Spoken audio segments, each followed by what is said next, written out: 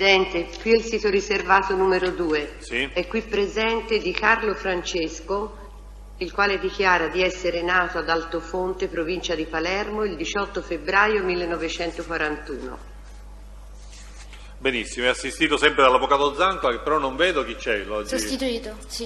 Oggi Avvocato Licata. Oggi Buon sostituito sostituto processuale. dal sostituto processuale, presente qui in aula. E allora, noi abbiamo completato l'esame da parte del pubblico ministero e il controesame anche da parte delle parti civili. Dobbiamo dare la parola ai difensori che intendano procedere. Inizierei io, Presidente. Avvocato Di Peri, allora. Avvocato Di Peri. Signor Di Carlo, buongiorno.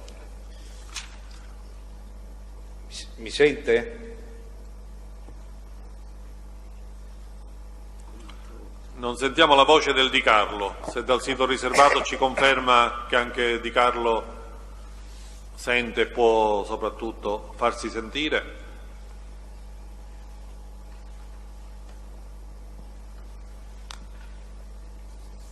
Sito riservato?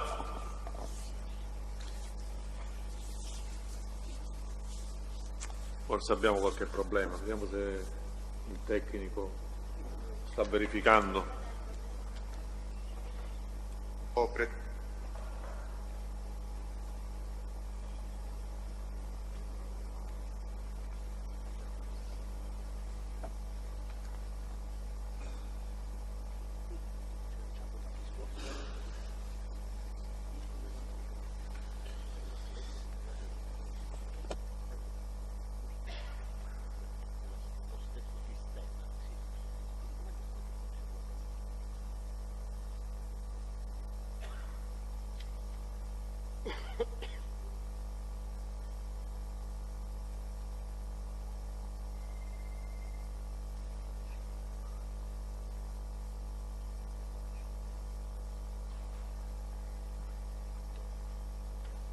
Aspettiamo allora qualche minuto, vediamo se riusciamo ad attivare questo collegamento.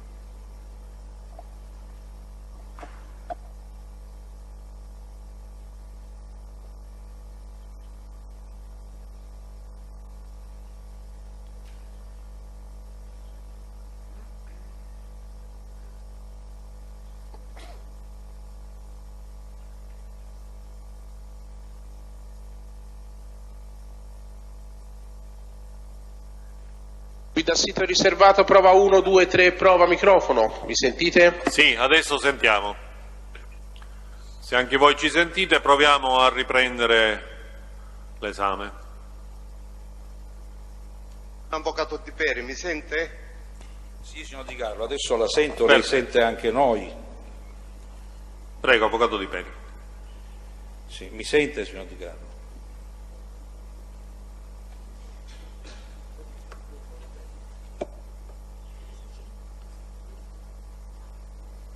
È vero che vi sono esigenze economiche che ci impediscono di fare troppe trasferte, però i collegamenti sono qui veramente difficoltosi. Non le posso dare torto, però infatti quando possiamo ovviare ovvieremo, ma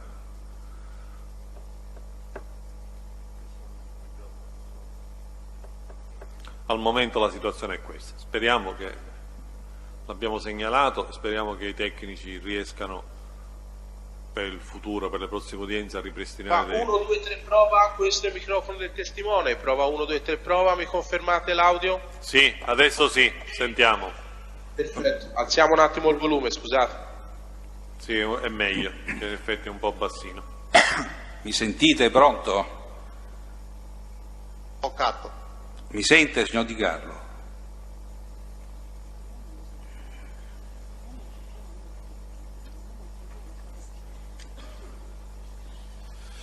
Signor Di Carlo, mi sente? Ascolto, se parla l'ascolto, avvocato. Ah, bene, io non parlavo perché lei non ci dava nessuna risposta. E comunque sarebbe, se si potesse fare, alzare un po' il volume del microfono Di Carlo, perché sentiamo appena appena. Sembra che l'hanno alzato, Presidente. Sì, adesso sì, adesso sentiamo meglio. Allora, proviamo a fare la prima domanda, vediamo se riusciamo a partire. Benissimo. Signor Di Carlo, dobbiamo ritornare all'argomento che le ha cui le ha parlato anche il pubblico ministero, mi riferisco all'incontro nel 1974 a Milano tra lei, altri personaggi di Cosa Nostra e il costruttore ai tempi Silvio Berlusconi. Lei ci può dire quando apprende che Inzerillo, Cinà e Bontate si sarebbero recati a Milano ad incontrare un costruttore? Io non ho fatto mai il nome di Inzerillo. Scusi, di Teresi. Di Teresi. Ha fatto il nome di Teresi, oltre che di Bontate, e poi il loco di Nino Grado. Questi sono stati i nomi che sono stati fatti nella scorsa udienza. Dici. Prego, Di Carlo. La domanda era quindi quando lei apprende che l'incontro era finalizzato, che la persona che doveva essere incontrata, quindi la ragione di quell'incontro era appunto parlare con Silvio Berlusconi. Che è stato all'aeroporto quando ci siamo incontrati, stavamo andando tutti a Milano, io per i fatti miei e loro che erano indirizzati ad andare a Milano. Mi sembra così. Se poi con Tanino Cinà me l'aveva accennato prima, non mi ricordo. Mi sembra che questa cosa è passato 40 anni adesso. Quindi all'aeroporto di Palermo. Signor Di Carlo, all'aeroporto di Palermo.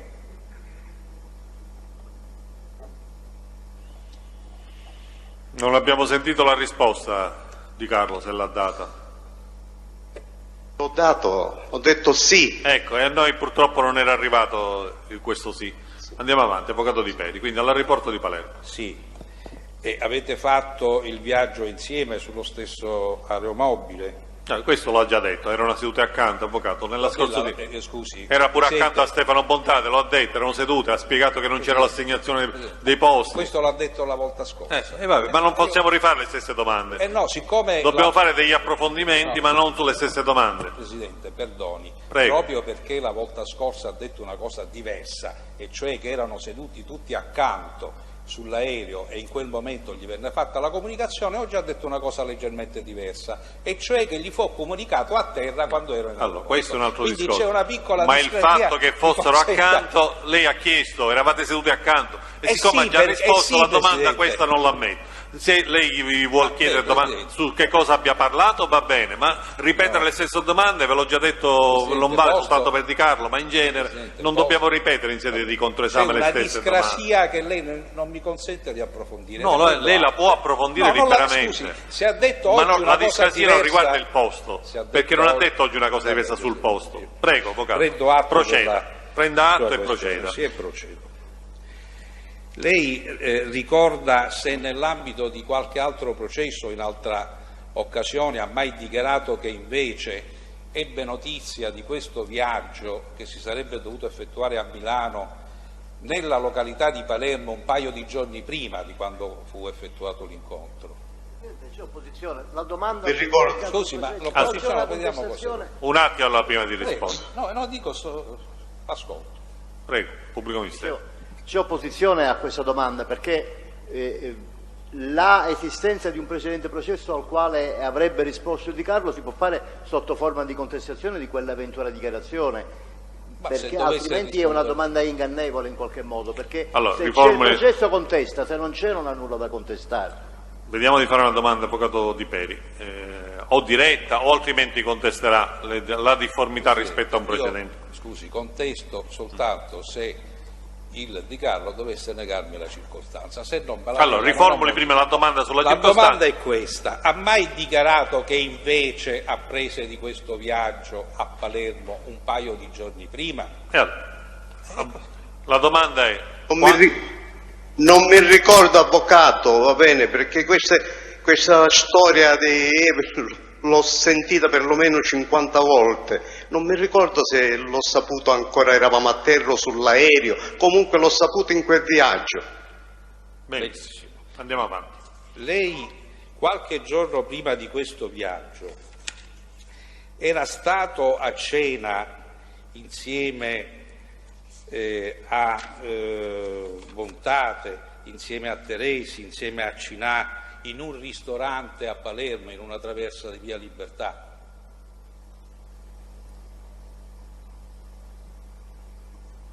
Ne ho avuto tante con loro, non mi ricordo specifica quella. Le parlo di un periodo prossimo. Se l'ho dichiarato c'era stato. Era un periodo prossimo alla partenza. La partenza non era stata programmata perché io le incontro all'aeroporto, non mi posso ricordare se c'era stata una cena prima. Con Cinà, specialmente a cena, mi è capitato tante volte, va bene. Con Bontate mi è capitato da lui mangiare qualche volta, va bene. Io non posso, dopo tantissimi anni, 40 anni, ricordarmi se è stato prima, se è stato dopo. Mi ricordo del viaggio e l'ho dichiarato in tante volte nelle udienze, perché queste udienze ce ne sono state tante dell'Utri e non mi ricordo, va bene. Però mi ricordo che il viaggio l'abbiamo fatto assieme per andare a Milano e tutta la storia che già lei, proprio avvocato, la conosce. Sì, sì. Lei ricorda comunque, a prescindere dalla notizia di questo viaggio, ebbe a effettuare delle cene con Teresi o con Bontate? Prima fa ho detto che io ho mangiato tante volte con Tanino Cinà oppure con Bontate a casa sua, là nella villa. E sì. Ho dichiarato. Senta, dopo l'incontro che lei ha collocato nella primavera del 74, lei ha detto nell'ambito di questo processo che prima, mi pare, siete stati a pranzo e poi siete andati all'appuntamento. Dopodiché non la sento in questo minuto. Allora, proviamo a ripetere l'inizio della domanda. Ci sente, Di Carlo?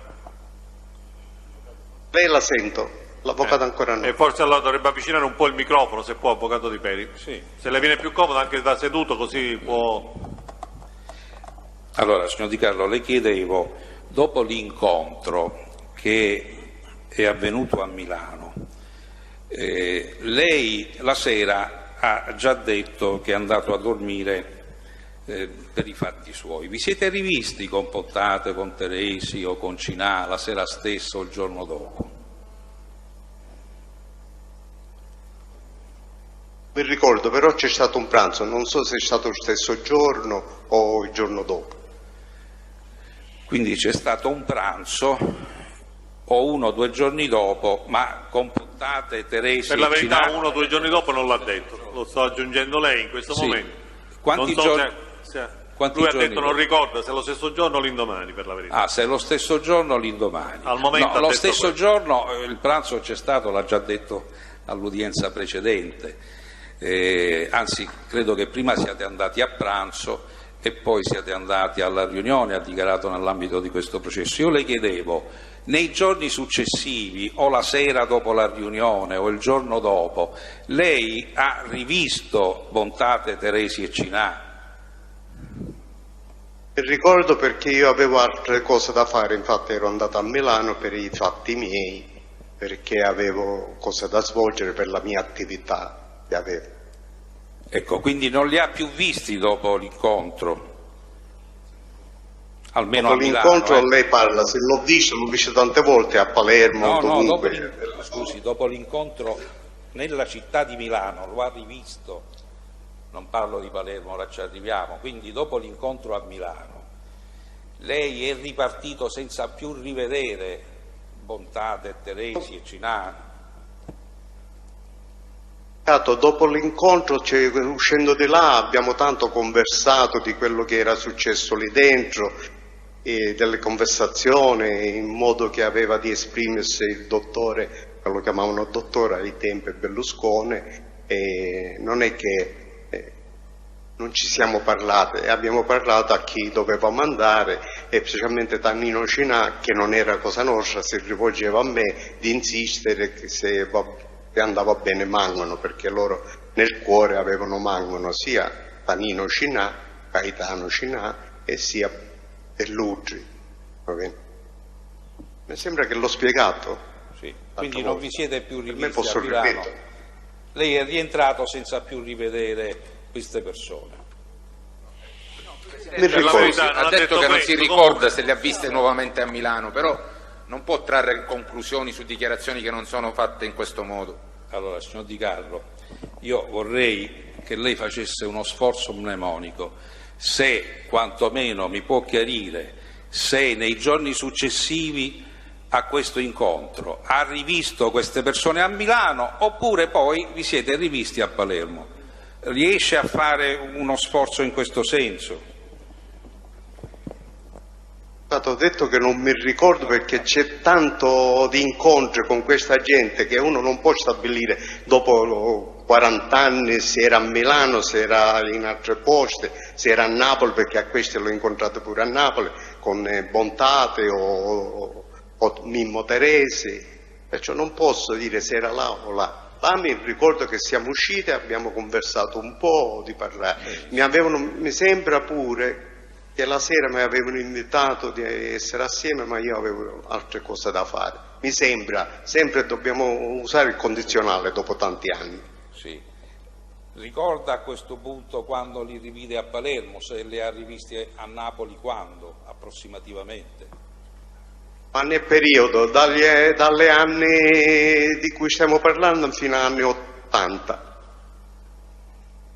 È capitato di vederci anche a Roma, con Mimmo Teresi e con altri. Non sa collocare il periodo in maniera un po' più precisa? È andata di nuovo la sua voce. Il microfono, avvocato Di Peri, per favore. Non sa collocarlo in maniera più precisa il periodo? Ma a quale si riferisce? Perché anche noi Napoli, agli eventuali incontri, sia a Palermo o a Napoli. Vabbè, Palermo ha detto che si è incontrato fino all'80, quindi mi sembra... Sì, ma anche a Napoli, a Roma. E a Napoli e a Roma. Allora, Napoli e Roma era in grado di collocarlo temporalmente, le chiede l'avvocato Di Peri? Mi sembra che ho detto tutti i 10 anni, dal 70 fino all'80 ci sono tanti incontri che non posso collegare.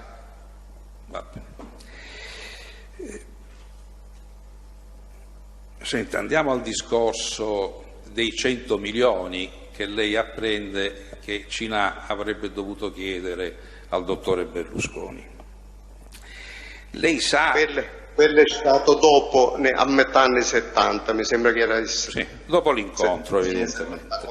Sì, dopo l'incontro. Ecco, può dirci se Cinà parve imbarazzato di richiedere questa somma quando le riferì appunto la circostanza? L'ho dichiarato 10 anni fa o 12 anni fa o 18 anni fa quando sono stato interrogato, mi ricordavo che c'era un imbarazzo da parte di Cinà. E ci vuole spiegare perché? Mi sembra. Ci vuole spiegare perché? Lo so, l'imbarazzo si ci deve chiedere a Tanino Cinà. Okay. Lei non lo ha mai chiarito questo?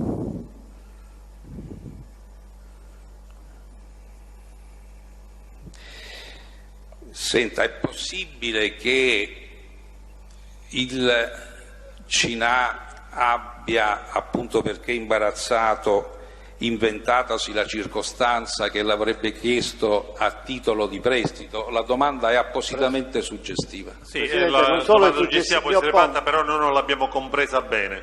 Vorrei che fosse chiarita anche per capire prima della risposta. Siccome il collaboratore ha riferito di questa confidenza che gli fece Cinà, io ho chiesto se Cinà si fosse mostrato imbarazzato da questa circostanza, lui non lo ricorda. Lui ha detto sì, no, ha detto che era imbarazzato, ma di non sapere il perché. Non sapeva il motivo. Ecco, allora. Se Cinà gli riferì che per togliersi dall'imbarazzo avrebbe chiesto i 100 milioni a titolo di prestito. Presidente, c'è opposizione perché non solo è suggestiva ma è, come dire, è ingannevole, perché la circostanza delle eventuali possibilità per le quali quello era imbarazzato possono essere 1 milione e l'ipotesi del prestito è solo un'ipotesi del difensore. Però c'è un riferimento specifico al prestito a cui noi possiamo sicuramente chiedere. Lei sa se Cinà abbia chiesto poi con qualche causale diversa quel pagamento dei 100 milioni al Berlusconi? Cioè se Cinà l'ha informato? Mi ricordo che Cinà, parlandone così, non mi aspettavo che mi ci facevano chiedere soldi, perché Cinà lo faceva come amicizia verso Berlusconi e Dell'Utri, va bene, però Contate non intendeva questo. E mi ricordo che Cinà mi ha detto che ci hanno fatto chiedere 100 milioni di lire, ai tempi erano lire, e ci ho detto come prestito, mi sembra che mi ha detto così. Quindi le sembra che l'abbia detto così. Avvocato Di Peri, prego. Senta, lei l'altra volta ha riferito che giunto dall'Inghilterra è stato portato a Rebibbia ed è stato messo in isolamento. Lo conferma? Lo conferma? Dato la prima parte non l'ho sentito, ho sentito Rebibbia in isolamento. Ripeta col Le microfono. chiedevo, signor Di Carlo, se confermava la circostanza che ha riferito l'altra volta, secondo cui dall'Inghilterra lei è stato trasferito direttamente a Rebibbia e fu messo in isolamento. Lo conferma? Sì, per 6 mesi.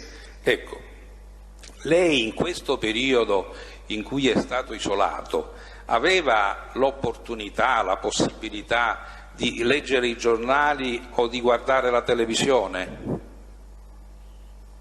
Non c'era né televisione nemmeno giornali nei primi mesi. Poi quando sono stato in compagnia ho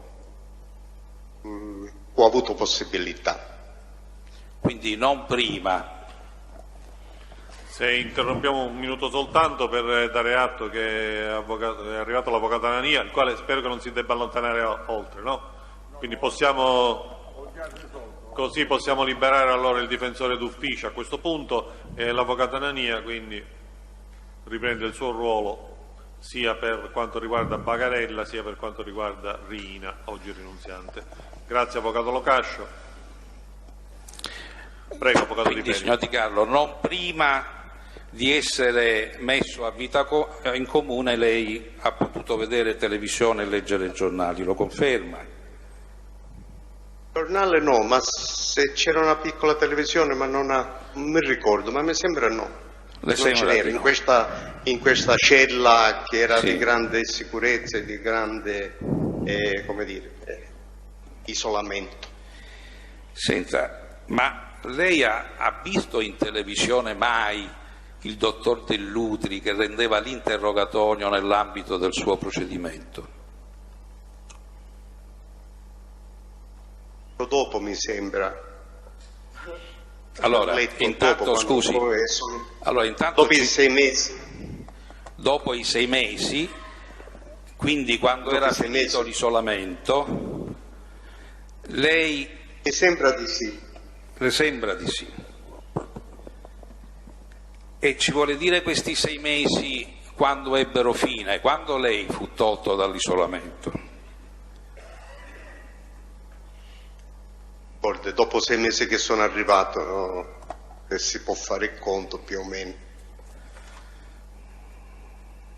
Sono arrivato io a giugno e a fine anno sono passato in comunità, diciamo comunitario, sì, un reparto dove c'era tanta gente, una sezione di collaboratori, ma erano tanta gente napoletana e pugliese, siciliani c'era 1 o 2.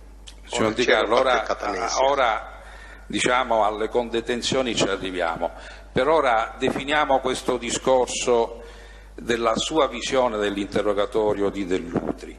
Quindi lei ha visto Dell'Utri in televisione e in che occasione? Lo può chiarire alla Corte? Mi sembra che l'avevano interrogato e c'era qualche intervista di qualche giornalista, non mi ricordo.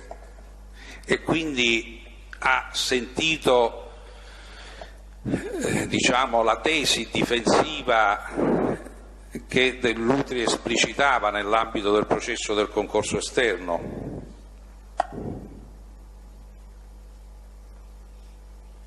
Posso ricordarmi di queste cose così, nel senso di giornale oppure televisivo che passa un flash così. Sono le mie dichiarazioni, mi posso ricordare.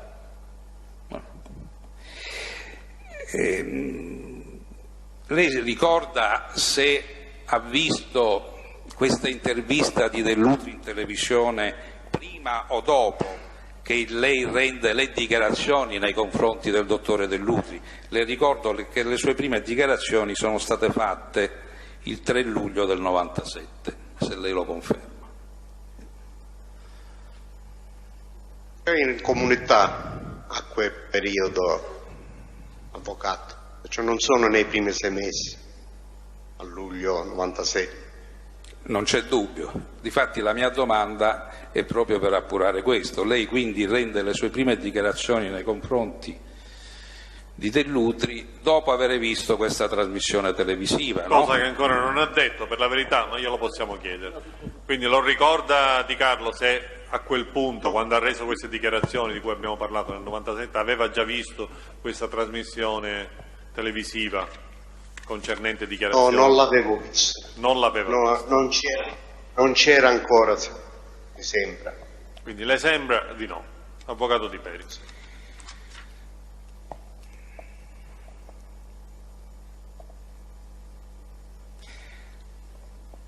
Finiamo un attimo l'argomento Dell'Utri.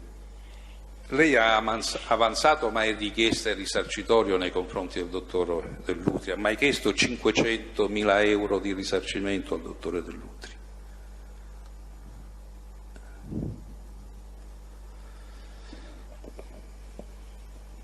Non abbiamo sentito la risposta Di Carlo, se la può ripetere? L'avvocato mi ha chiesto se io ho fatto un risarcimento nei confronti dell'avvocato sì. del senatore Dell'Utri, o ex senatore. Sì. E c'è stato un processo da parte della procura, da parte civile, mi sono messo con l'avvocato. L'avvocato ha fatto quella richiesta. Benissimo. Non è che ho portato io in tribunale Dell'Utri, è stato la procura che ha portato al tribunale, io mi sono messo parte civile. Sì, lei ricorda se ha fatto una richiesta di 500.000 euro? Non le faccio io le richieste, le fa l'avvocato, nemmeno non mi ricordo. Sua sponte, di sua iniziativa. Ricorda se lei le ha ottenute queste 500.000 euro? Lei lo sa che non l'ho ottenuti. E perché non le ha ottenute?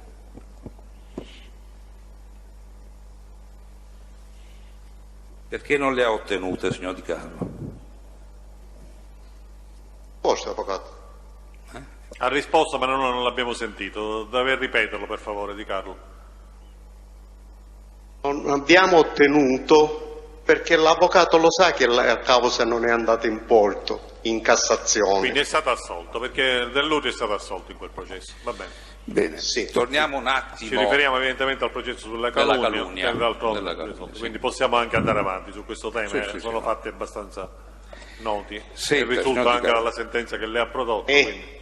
Precisiamo che la calunnia era del dottor Dell'Utri, non per calunnia, io ero parte civile. È chiaro, Siccome qualche volta è ho capitato sintetizzato, Di Carlo, ho sintetizzato perché qui Sì. tutti sappiamo di che cosa si parla, quindi non è necessario andare avanti. Senta, Allora, signor Di Carlo, ritorniamo un attimo a Re Bibbia. Lei fa un periodo di isolamento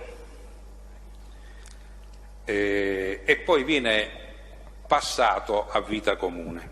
Ricorda se quindi ha socializzato, ha avuto l'opportunità di parlare, di pranzare, di giocare a pallone con personaggi della malavita organizzata siciliana?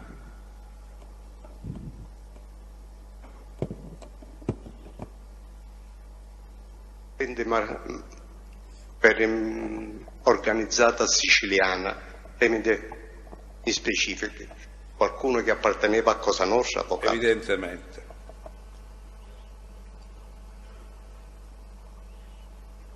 Mi senti, avvocato? Sì, prego, Di Carlo, ha specificato l'avvocato Di Peri che intende proprio Cosa Nostra, quindi risponda. Sì, non l'ho sentito, lo per so, questo sono... purtroppo abbiamo difficoltà, sia lei e qualche volta anche noi per sentirla.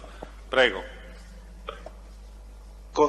Di Cosa Nostra che io conoscessi, là non c'era nessuno, poi è arrivato Francesco Onorato, che io conoscevo come Cosa Nostra. Senta, lo Fortevito era uno che aveva... Era Cosa Nostra. Era Cosa Nostra? Non era Cosa Nostra. Ma era imputato di... non so di che cosa fosse imputato, va bene, ho visto là, ma non lo conoscevo e non l'avevo visto mai. L'ha visto per la prima Mi volta in sembra- Bibbia, lo Fortevito? Ma forse lui mi aveva visto all'Arinello, mi aveva visto all'Acquasanta, mi conosceva, però non essendo Cosa Nostra io non l'avevo avuto mai presentato e non conoscevo. C'era Ma forse lui mi conosceva. c'era pure tale Guglielmini? Il Mini è arrivato proprio nell'ultimo, c'era qualche mese. Sì. Guglielmini sì, era Cosa Nostra che lo conoscevo da fuori. Poi io sono uscito e l'ho lasciato là con Guglielmini. Mi è arrivato qualche mese. Mi ascolti, soprattutto con Onorato e con Francesco Di Carlo, con Onorato e con Lo Fortevito, ecco. Lei quanto tempo è stato codetenuto? Un giorno, un mese, un anno? Devo parlare di mesi. Di mesi. Quindi con queste persone... Ma Onorato non è, mi scusi avvocato se dobbiamo precisare, Onorato non era fisso a Re Bibbia, veniva di altre sede quando veniva per motivi giudiziari, veniva a Roma, lo portavano in questa sezione. Ho capito.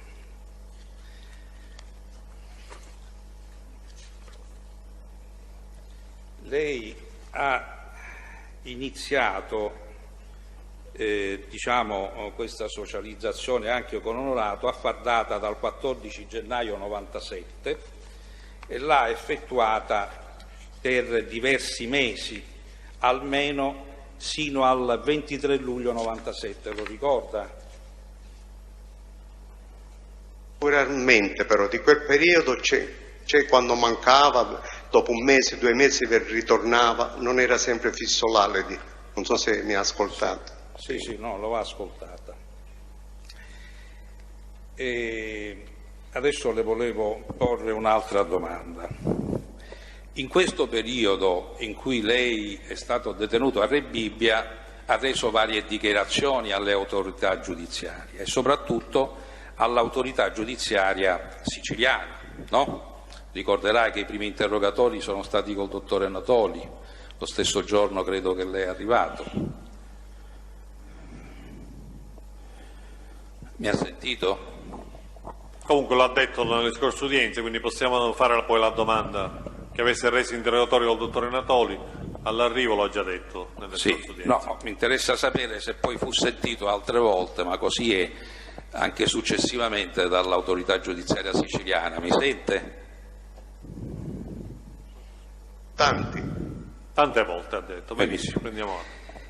Lei ricorda se anche Onorato Francesco in quel periodo riferiva di fatti o comunque veniva interrogato dall'autorità giudiziaria siciliana e in particolare da quella palermitana?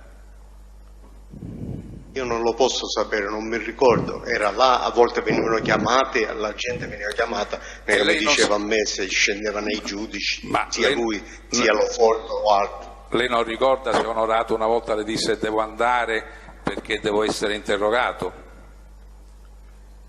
Poteva capitare pure, ma non mi diceva quale autorità però, avvocato. Bene.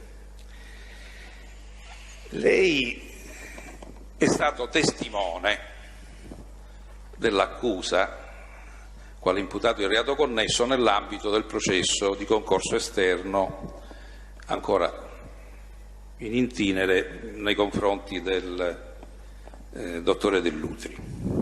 Sa se lo è stato anche onorato Francesco? Cioè, nell'ambito del processo del concorso esterno è stato sentito lei, ma sa se è stato sentito anche onorato Francesco? Avvocato Di Peri, avendo noi già la sentenza che lei prontamente ci ha depositato, fare le domande Presidente, sono tutte propedeutiche. Faccia invece quella che non è propedeutica. Questi sono dati di fatto che abbiamo già al processo, quindi mi pare non necessario soffermarci ancora.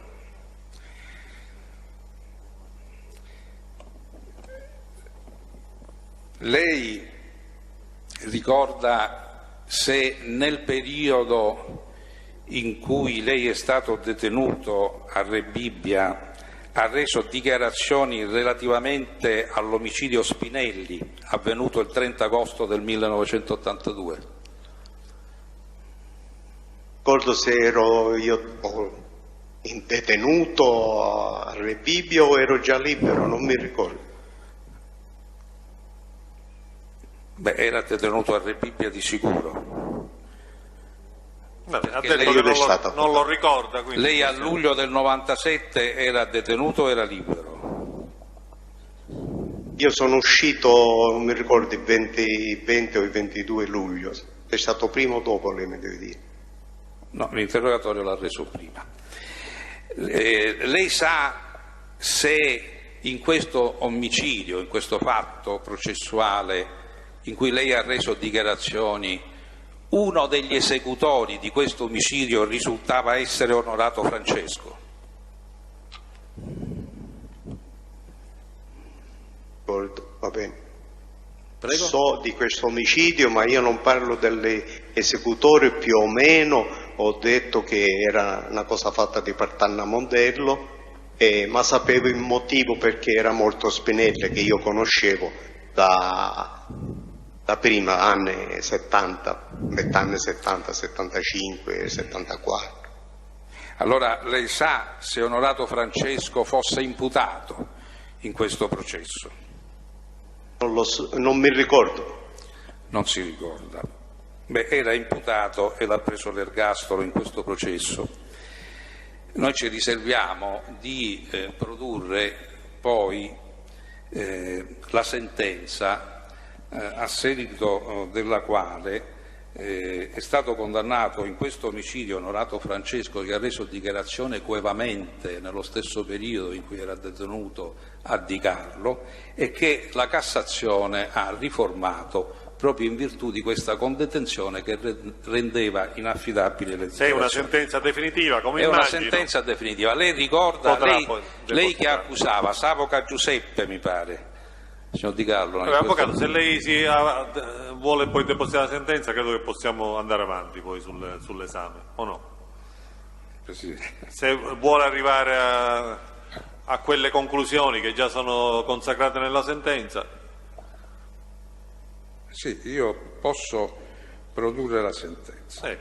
Mi sembra la cosa migliore.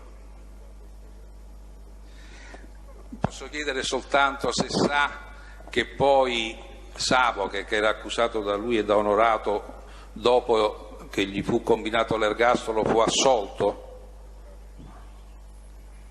Vorrei sentire tutte le parole. Lei quando si piega per leggere e parla, allora, ne sento una metà. Quando si alza e parla al microfono io la sento, perché vorrei sentire tutta all'inizio. Mi ascolti Di Carlo, forse dal mio microfono si sente anche meglio. L'avvocato Di Peri le ha chiesto se lei conosce l'esito di questo processo di cui abbiamo parlato, omicidio Spinelli, e in particolare l'esito con riguardo a Savoca. L'esito non lo so, perché mi interessa, non ero imputato che mi vado a vedere i processi come finiscono. Non lo sa. Ma avvocato... mi ricordo che ho parlato di Savoca, che cosa, perché sapevo il motivo perché era ucciso questo, chiamiamolo Spinelli, che aveva negozi che io conoscevo da un sacco di anni, e per questo conoscevo la storia, perché lo conoscevo, e mi sono così deciso a chiedere a Michalizzi perché era stato fatto questo omicidio, che perché tante volte mi avevo preso il caffè e cose così, e sapevo la storia, ma era una storia del 75, quando Onorato ancora nemmeno era cosa nostra. Onorato parla di esecuzione, l'avvocato, lo so la storia che vuole rappresentare l'avvocato, parliamo di due cose differenti. Io parlo in motivo, perché l'avevano ucciso, perché me lo dicono e perché io chiedo, mentre Onorato, che si trovava a Rebibbia e fosse stato interrogato o parlato dopo che io ero uscito, e parla di un'altra storia, esecuzione. No, Onorato è stato interrogato prima di lei, il 21 marzo del 97, nell'ambito del processo Spinelli. Non mi interessava, scusi, signor Di Carlo, non mi interessava dire quali fossero le dichiarazioni sue e di Onorato, mi interessava solo dimostrare che in virtù di questa condetenzione, che non è certo addebitabile a lei ma alla struttura che la proteggeva, la Cassazione ha annullato un ergastolo proprio perché ha ritenuto viziate credo che lo strumento le migliore sia dichiarazioni quello che lei già ha individuato della produzione della sentenza, quindi credo che possiamo andare avanti. Io ho già finito, Presidente. Benissimo. Grazie. Allora, vediamo adesso chi vuole intervenire. Avvocato Milio? Sì, signor Presidente. Prego. Buongiorno signor Di Carlo. E allora, Buongiorno avvocato. buongiorno, intanto le chiedo, lei ha scritto nel 2010 un libro dal titolo Un uomo d'onore? Insieme con Enrico Bellavia, giornalista. Sì, grazie. Lei ha mai conosciuto o avuto rapporti con il generale Subranni? Rapporti no. Lei sa quando è avvenuto il rapimento di Luigi Corleo?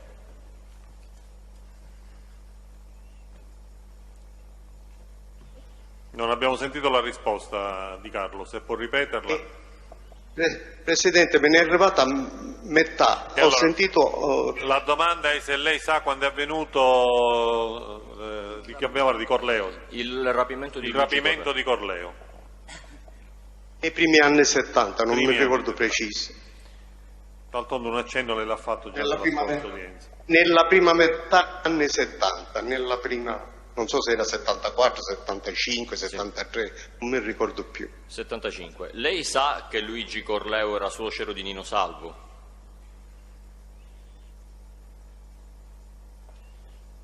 Anche qui non è arrivata la risposta. Ho detto certamente lo sapevo. Benissimo. È corretto dire che a quel tempo, quindi negli anni 74, 75, 76, 77, l'altra volta ha detto lei, i Salvo erano i più grossi imprenditori siciliani? Era dagli anni 60. Va bene. Per quel che a lei risulta, i Salvo erano conosciuti anche al di fuori della Sicilia in quegli anni? Anche se questo avvocato, io gliela faccio fare, ma è una domanda veramente conosciute al di fuori, è una domanda veramente molto generica e di difficile comprensione. A che cosa si riferisce? Conosciuti da chi? La notorietà, il potere dei Salvo, il fatto che erano i più grossi imprenditori siciliani, era conosciuto anche al di fuori della Sicilia. Ma conosciuto da chi? Dall'opinione pubblica, dal pubblico, sì, dai sì, giornali? sì. No. Lei capisce che ci sono tante declinazioni di questa... Comunque. La posso ritirare, signor Presidente, va bene. O la fa in maniera un po' più specifica. Prego. Va bene. Lei ha già riferito ad opera di chi avvenne il rapimento di Luigi Corleo, quindi non ci torno. Le chiedo solo, lei sa se Luigi Corleo venne più ritrovato? Non è stato più ritrovato. Sì. Le risulta che Nino Salvo fosse amico anche dell'allora procuratore di Palermo Vincenzo Paino? E non solo, anche di Pizzillo. Sì. Lei sa quando per la prima volta il dottor Falcone inquisì e fece arrestare Nino e Ignazio Salvo? Con le dichiarazioni di Tommaso Buscetti. Quante volte ha visto il generale Subranni presso l'ufficio dei Salvo? Parte mi è sfuggita, mi ripete, avvocato. Sì, chiedo scusa. Quante volte lei ha visto il generale Subranni presso l'ufficio dei Salvo? Volta o due volte, non mi ricordo. se era poi da lui o era da Lima o da Ciancimino. Dopo tanti anni non posso precisare quella volta se era in quell'ufficio o in un altro ufficio. L'avevo visto un paio di volte. Sì. Lei ha già riferito, non ci torno, in che periodo l'avrebbe visto presso l'ufficio di Salvio. Le chiedo solo, sa se i cugini Salvo sono vivi o morti? Molte, sono aggiornato di questo, avvocato. Sono morti, va bene. Uno è morto, Nino è morto negli anni 80, 86 che era, e Ignazio poi l'hanno ucciso quando è stato nel 92. Nel 92. Grazie.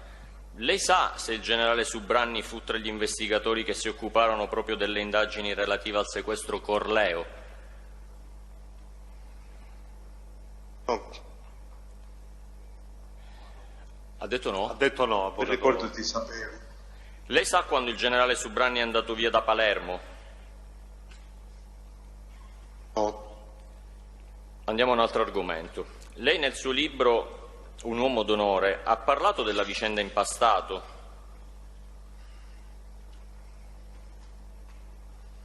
Non solo nel libro, ne avevo parlato prima, c'è stato processo anche. Sì, e infatti ci arriviamo. Quando ha parlato per la prima volta del delitto Impastato con i magistrati?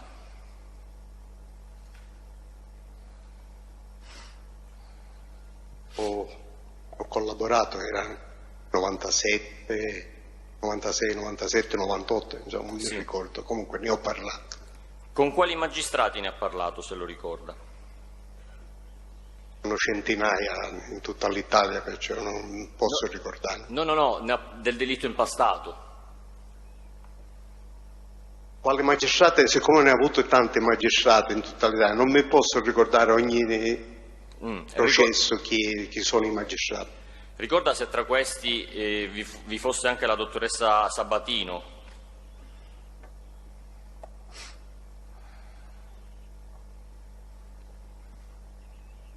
Non abbiamo sentito la risposta di Carlo. La dottoressa Sabatino mi ha interrogato in molti casi, però non mi ricordo se era lei su questo. Sì.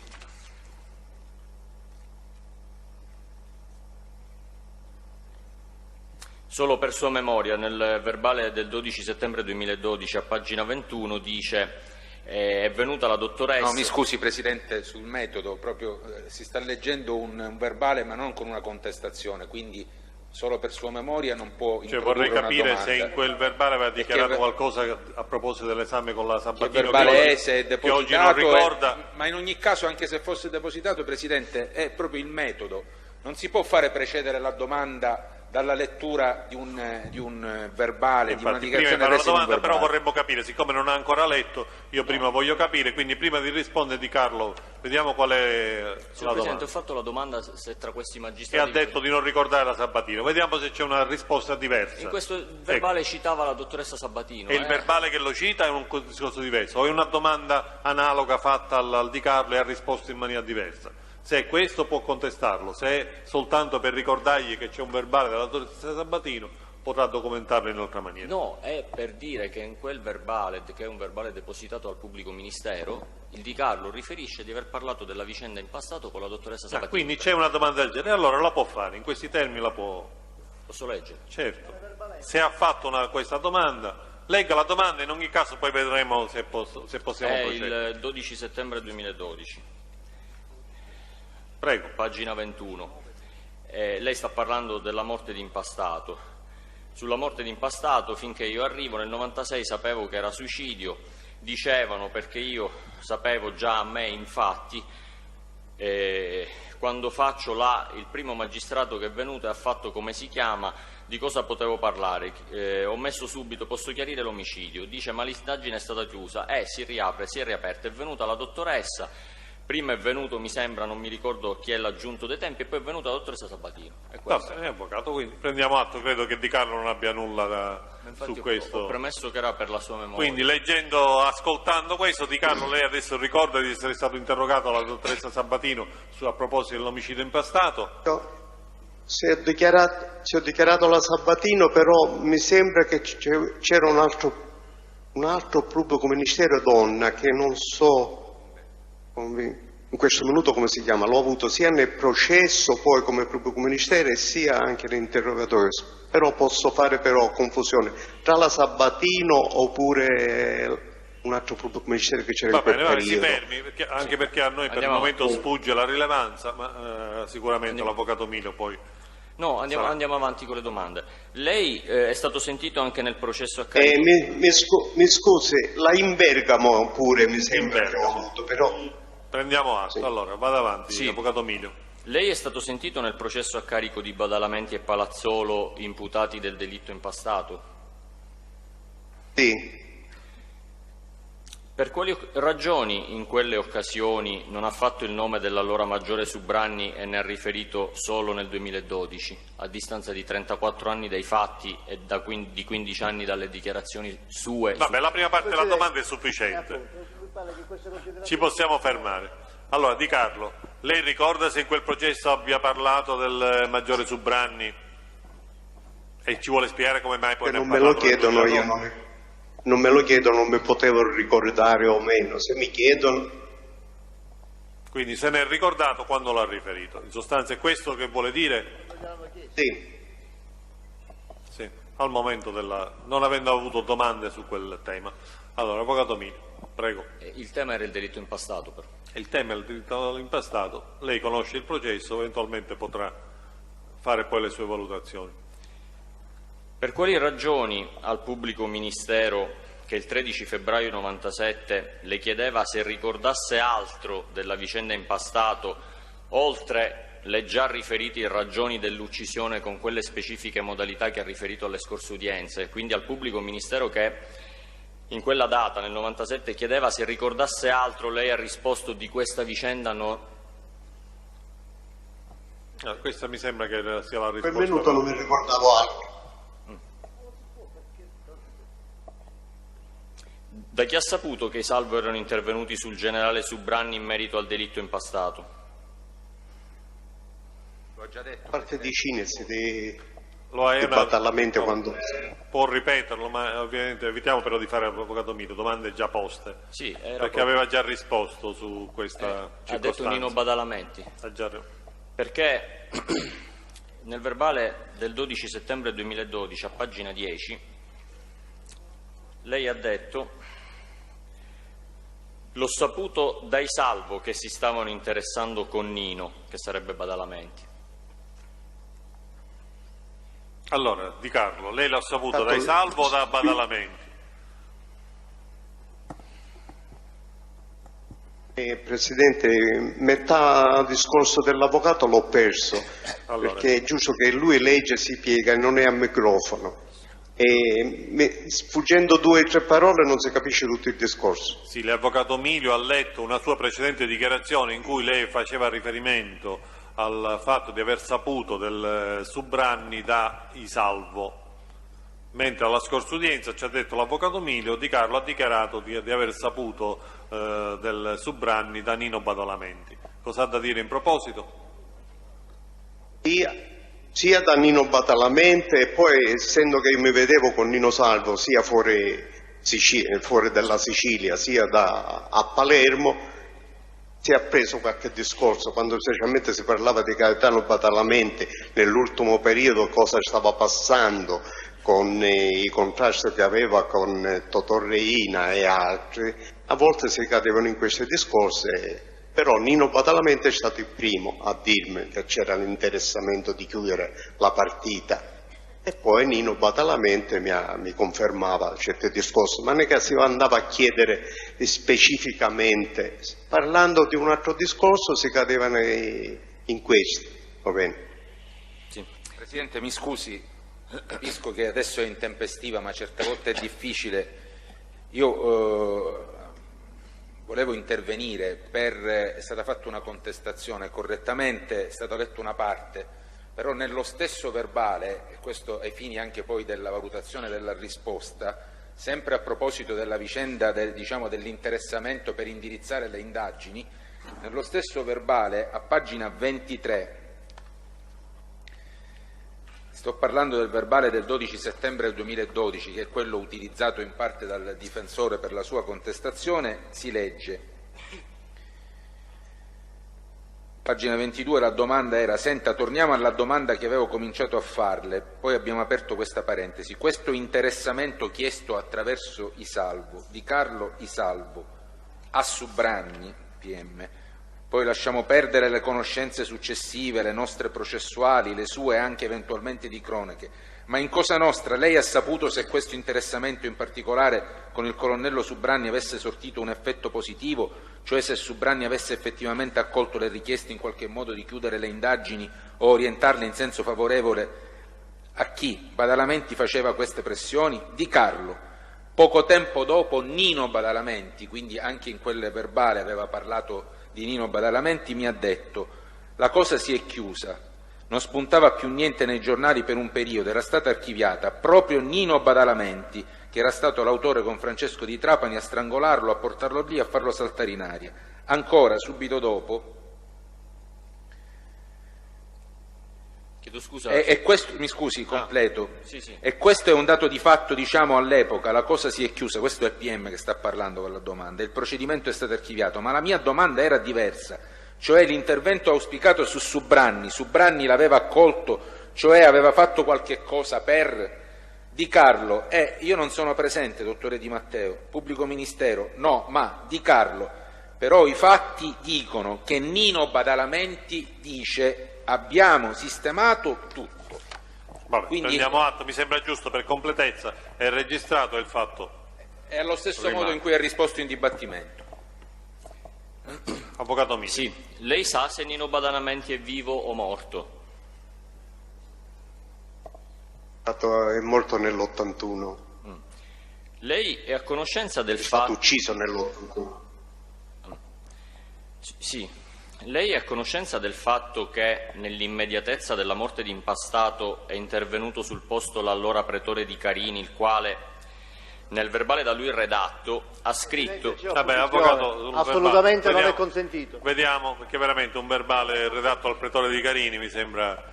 Allora, lei sa, l'unica domanda che possiamo ammettere, se ci sono stati altri interventi in quella sede, sa in particolare delle indagini, questo intervento del pretore di Carini o altro, ma parlare del verbale veramente mi sembra troppo. Lo produciamo in caso. Noi produciamo la relazione della Commissione antimafia. Allora, conosce nulla di questa vicenda più specifica Di Carlo? No, signor Presidente, nemmeno sapevo se c'era un pretore a Carini. Ne prendiamo atto. Avvocato Mini, vada avanti. Lei è a conoscenza del fatto che nell'immediatezza della morte di Impastato è intervenuto sul posto anche un sostituto procuratore della Repubblica di Palermo? Presidente, mi pare che la risposta precedente renda assolutamente ultronea e inammissibile questa domanda. Non si può. La possiamo fare, tanto credo che siano domande che l'avvocato Milio fa evidentemente con uno scopo scontato quanto alle No, risposte. avvocato, no. Prego, avvocato Milio. Se è possibile, anche perché sono tutte cose che lei può documentare tranquillamente. Sì, però vorrei anche sentirlo, signor Presidente. Sentirlo, ma su cose che può conoscere. Evidentemente Di Carlo, veramente, conoscere di questi aspetti che riguardano le attività della magistratura dell'epoca mi sembra veramente irrealistico. Va bene. Lei ha parlato alle scorse udienze della sua, diciamo, abilità, chiamiamola così, nell'aggiustare i processi facendo ricorso a diversi soggetti che poi intervenivano anche presso magistrati all'occorrenza, se ho ben capito. Ho accennato qualcosa. Sì, ha parlato anche di episodi specifici sui quali non ci torno.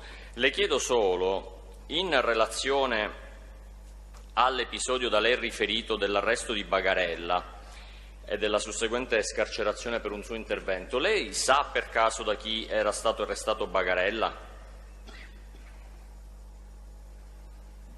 Nel 75-76, in quegli anni lì? Sembra che era 75, poi è uscito nel 76, non mi ricordo. Era stato arrestato a San Lorenzo, in un appartamento di San Lorenzo. E lei sa da chi? Se erano carabinieri, polizia? Non mi ricordo, non andavo a guardare. Era il nucleo investigativo del maggiore... Vabbè, avvocato, non è che deve dare le risposte L'ha fatto la domanda, ha avuto la risposta, poi il resto, se vuole documentarlo, troverà lo strumento per farlo. Va bene. Lei ricorda quale magistrato ha archiviato l'indagine in passato? E anche questo, avvocato Milio. Andiamo avanti. Lei ha mai sentito parlare del cosiddetto rapporto dalla copertina rossa dell'agosto 78, noto processualmente con il nome di Rina Salvatore più 25? Mi ricordo. Ha detto si Se ricorda l'ho o non si sentito ricorda? no, non mi ricordo. Non mi ricordo. Sa chi lo ha redatto? Avvocato, se non si ricorda nulla di questo rapporto, chiedergli pure chi l'abbia redatto. Vada avanti. Io credo che sarebbe meglio avere interesse a verbalizzare le risposte del collaboratore e non le domande dell'avvocato. Io credo che il fine Il pubblico ministero. sia questo. Facciamo completare l'esame. Avvocato Milio, proceda. Sa che il dottor Falcone, nella sentenza ordinanza del Mi oppongo, Presidente. Aspetti, prima di rispondere, faccia la domanda e poi vediamo se si può porre. Sa che il dottor Falcone, nella sentenza ordinanza del primo maxi processo, in merito a questo rapporto scrisse... Allora, avvocato Milio, possiamo fermarci qui perché quello che è scritto nell'ordinanza da parte del dottor Falcone non può essere chiesto al teste. Vada avanti. La produrremo. Produrrà. Lei sa che quello era il primo rapporto che metteva a fuoco le attività criminali della famiglia? Anche questa chiaramente non è una domanda che possiamo ammettere. Vada avanti. È a conoscenza che nell'agosto 78, cioè a 3 mesi dall'omicidio impastato, l'allora maggiore Subranni denunciò, tra gli altri, Rina, Provenzano e proprio Gaetano Badalamenti con quel rapporto. Con quale rapporto, visto che Il ha detto rapporto non dalla sapeva? copertina Allora, rossa. lei sa di denunzie fatte dal maggiore Subranni a carico di Rina e altri nel periodo in cui stiamo parlando dell'omicidio impastato? È a conoscenza di Carlo? Non sono a conoscenza, no. Non c'è stata occasione. Vada avanti, di sapere. avvocato Milio. Andiamo a un altro argomento. Lei ha riferito di aver visto il generale Subranni presso l'ufficio di Lima una volta, ha detto alle scorse udienze. Le chiedo in quale periodo? Nei primi anni 70, che non mi ricordo il periodo. Lei sa per quali sono nei primi anni 70. Non ci posso stabilire i mesi o nemmeno l'anno preciso, avvocato. Mi interessa il periodo, va bene così. No, ma va bene il periodo. Lei sa le ragioni per le quali il generale Subranni si sarebbe recato da Lima? Non lo so, va bene, ma tante si recavano da Lima, essendo un politico, per avanzamento di carriera, oppure quelli più piccoli per trasferimenti o per tante cose. Ce n'erano tantissima gente, ma non solo i carabinieri, Sì, in quel periodo. tutte le istituzioni. In quel periodo l'onorevole Lima era un parlamentare siciliano? Quelle Lima è stato sempre un politico siciliano. Sì. Dopo aver fatto il sindaco poi è stato europeo, ma più che avere un incarico era un politico che aveva tante consenso di voti e cose, e passava di una corrente all'altra, perché se mi ricordo male era prima con Gioia e poi Fanfaniano e dopo è passato Andreotti. Va bene, non è necessario andare avanti. Sì. Avvocato Milio, prosegua. Allora, lei ha parlato ora di avanzamenti di carriera. Lei, nell'intervista a Repubblica che è allegata all'interrogatorio prodotto dal pubblico ministero, ha dichiarato in merito a Subranni, testualmente, forse temeva che gli chiedessero come mai in 10 anni è passato da maggiore a generale. Posta tale premessa, io le chiedo, lei sa quando Subranni è diventato maggiore? Io ero nel periodo che l'ho visto, che abitava in Viale Strasburgo, là, va bene, che ho sentito parlare la prima volta di lui, e poi ricordandomi il periodo ha fatto tutto questo avanzamento. Sì, ma lei sa quando, l'anno se lo sa? Bene, negli anni, siccome so quanto ci vuole per passare da maggiore a tenente colonnello, da tenente colonnello a colonnello, da colonnello a generale, passano anni e anni e ho sentito tutto assieme che è diventato generale. Sì, ma io le chiedo, lei sa l'anno in cui Subranni è diventato maggiore? Sì o no? Non mi ricordo, mi sembra che in quel periodo, i primi anni 70, che era maggiore in quel periodo. Lei sa in che anno è diventato tenente colonnello? Ah, non lo so questo. Quando è diventato tenente colonnello no. Lei sa quando è diventato generale di brigata? L'anno? Io so dopo che era generale. Sì, mi ricordavo. Questo è anche automatico. L'anno, le chiedo, l'anno in cui è diventato generale di brigata? Non lo so, forse era nel periodo che io ero in Inghilterra, perciò non è che ero aggiornato. Lei sa quando è diventato generale di divisione? Avvocato, anche questa è una domanda che non possiamo ammettere. Su come è diventato? No, quando? L'anno in cui quando? Allora, mi scusi, mi era sfuggito. No, signor Presidente. Avevo capito come. No, magari mi sono espresso male. L'anno in cui è diventato generale di divisione. Allora, no, non lo sa. No, avvocato. Va bene. Lei conosce la normativa dei carabinieri che disciplina l'avanzamento degli ufficiali? Vada avanti perché questa domanda non è pertinente. Lei sa come si deliberano gli avanzamenti nell'arma? Vada avanti, avvocato, anche questa domanda non è pertinente. Sa che l'avanzamento degli ufficiali è determinato da una commissione di avanzamento? Vada avanti. Sulla base politica, avvocato. Di Carlo, non risponda perché sono domande veramente non pertinenti su questo tema. Sulla base di quali elementi di fatto lei ha affermato che le promozioni di Subranni non erano in linea con i periodi previsti dal regolamento dell'arma? Allora, lei ha elementi per dire che gli avanzamenti di carriera di Subranni siano stati non regolari? Presidente, se nell'intervista ho detto così è un'opinione, la mia opinione è di libero cittadino, quindi non vedendo i fatti. Non ha elementi specifici. No. E a noi basta questo. Avvocato Mille, vada avanti. E avendolo visto da Lima penso che si andava a raccomandare. Ecco perché c'è quindi stata... Quindi è una sua deduzione, ma lei come sa le deduzioni non possiamo ammetterle. Lei, andiamo a un altro argomento. Lei nell'intervista a Repubblica ha detto che Falcone e Borsellino avevano delegato tutte le indagini ai prefetti De Gennaro e Manganelli, tagliando fuori tutti gli altri, perché si sarebbero fidati in sostanza solo di De Gennaro e Manganelli. Conferma quanto ha dichiarato a Repubblica? Presidente, io conferma sulla domanda, possiamo chiedere a elementi lei di conoscenza sul fatto che Falcone non si fidasse soltanto di Manganelli e non di altri? Anche perché l'articolo non dice proprio questo. Comunque. Allora, devo rispondere. Di Carlo, risponda a questo. Ha elementi lei che sorreggono la sua idea, quello che lei avrebbe detto, ma non ha importanza se lo abbia detto o no, per dire che Falcone si fidasse soltanto di Manganelli e De Gennaro e non di altri? E quanto mi dicevano quelle che abbiamo conversato quando c'è stato per 2 volte. Ecco, quindi lei si riferisce a quei colloqui avuti nel carcere in Inghilterra. Benissimo. Sì. Andiamo avanti, avvocato Mille. Lei conosce o mai sentito parlare del rapporto su mafia e appalti? Però non so nulla. Sa quale forza di polizia l'ho redatto almeno? Se non sa nulla del rapporto, avvocato Mille, può andare avanti. Lei sa quando è stato arrestato Rina Salvatore? Anche vada avanti, anche questa domanda possiamo superarla.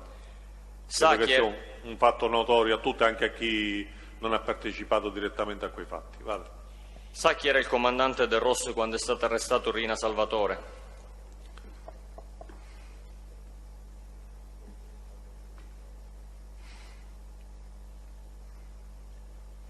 Di Carlo, sa da chi è stato arrestato Rina? Sì, l'ho letto questo, l'ho letto, e quindi si può fermare pure i giornali inglesi. Ne sapevano pure i giornali inglesi e ne hanno parlato. Va bene, si può fermare qui perché quello che ha letto sui giornali non ci interessa. Sì, e le chiedo, lei sa Di Carlo chi era il comandante del Rosso? E quindi vada avanti, avvocato, le sue conoscenze sono da giornale, quindi vada avanti. Avvocato Mille, voglio dire, scusi. Se Di Carlo ha già detto di avere notizie dal giornale. Ma può essere che sappia chi era il comandante da altre fonti. Allora, Di Carlo, lei ha altre fonti riguardo all'arresto, di conoscenza riguardo all'arresto di Riina, su chi abbia operato quell'arresto? No, signor Presidente, chiedo scusa, la domanda era un po' diversa. Io ho chiesto se lui sa chi era il comandante del ROS quando è stato arrestato Riina. Allora, la domanda nel 1993, 15 gennaio 93, lei sa chi fosse il comandante del ROS? No. Non lo so, vada avanti, avvocato Mini. Per quello che hanno scritto dell'ultimo che è capitano e poi parlavano di colonnello Mori, però abbiamo detto che quello di giornale non si fermi, non fa parte. Si fermi qui. Vada avanti, avvocato Mini. Sì. Lei è a conoscenza di un'indagine dei carabinieri nella persona del generale Mori e del colonnello De Donno, rispettivamente comandante di gruppo e addetto al nucleo investigativo, indagine risalente agli anni 1987, con la quale venne denunciato Vito Ciancimino per associazione a delinquere di tipo mafioso, peculato, interesse privato in atti d'uffici. Allora, vediamo innanzitutto se è a conoscenza di indagini del colonnello Mori e di De Donno nei confronti di Ciancimino. Risalente a... No. Nell'87, non è a conoscenza. Avvocato Minio, prego. Lei sa chi era il comandante di legione nel periodo 86-90 in Sicilia? Le prime parole non so a chi si riferisce, non l'ho sentito. Lei sa chi era negli anni 86-89 il comandante di legione in Sicilia, il comandante della regione Carabinieri, per intenderci? No, avvocato, ero in Inghilterra. Sì. Allora, andiamo a un altro argomento velocemente, mi avvio a conclusione. Lei, se non sbaglio, ha già riferito che Gioè fece commissionare negli anni 70 nel 76 un furto di opere d'arte presso la chiesa madre di Altofonte, vero? È corretto?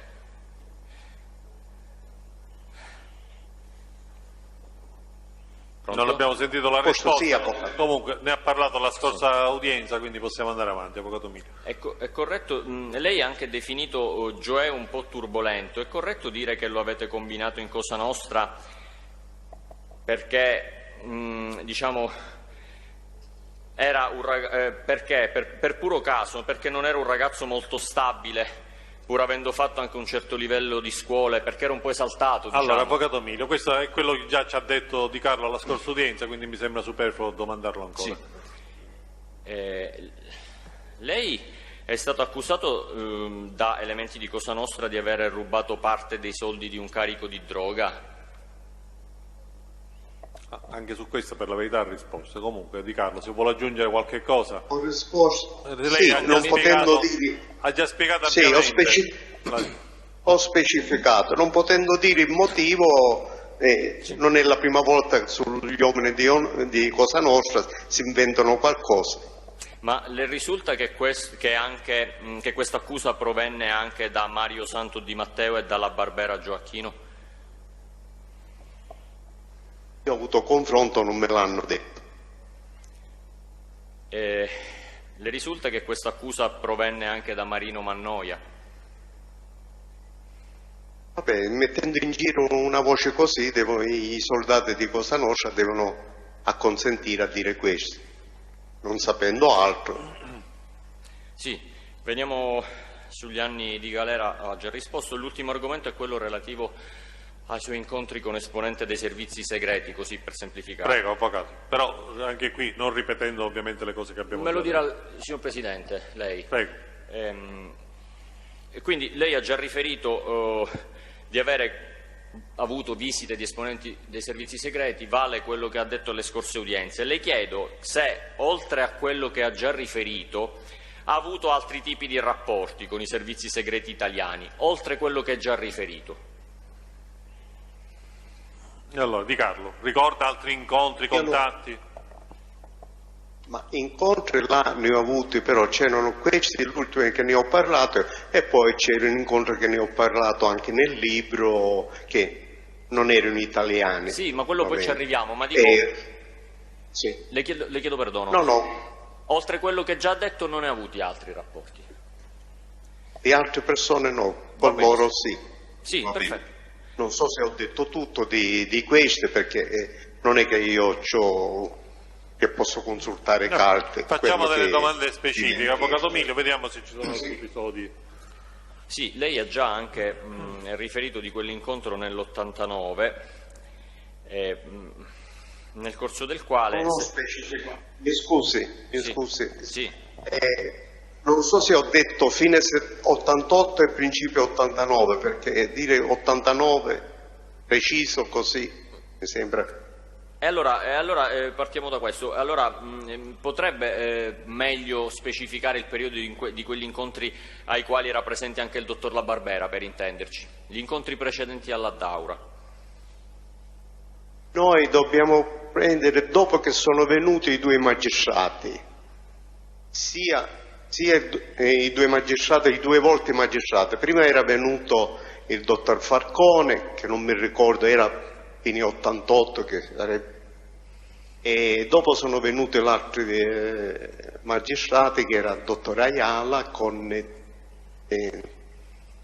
come si chiama, che adesso non mi viene, Di Lello, sì, il dottore Di Lello.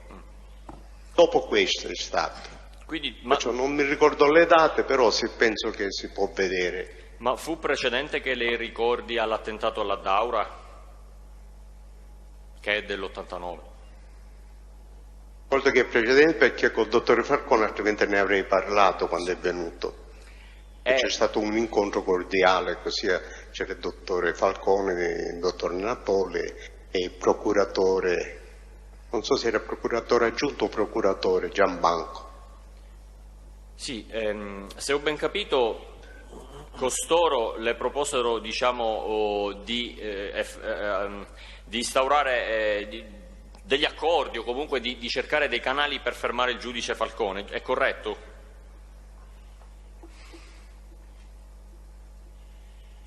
Parlando io, era fermo ai magistrati che erano venuti. No, Lei di chi mi sta parlando? La domanda era riferita evidentemente a quell'incontro con gli esponenti dei servizi, però avvocato, siccome ha già risposto, faccia la domanda successiva. Ha risposto non oggi, ma nelle precedenti udienze. Sì, lei quindi, se ho ben capito, andò incontro a questa richiesta per fermare Falcone mettendolo in contatto con i Salvo, è giusto? Vada avanti, avvocato Emilio, lo troverà nella trascrizione. È in grado di riferire il nome dell'ufficiale dei servizi segreti che faceva da tramite tra lei e Santovito?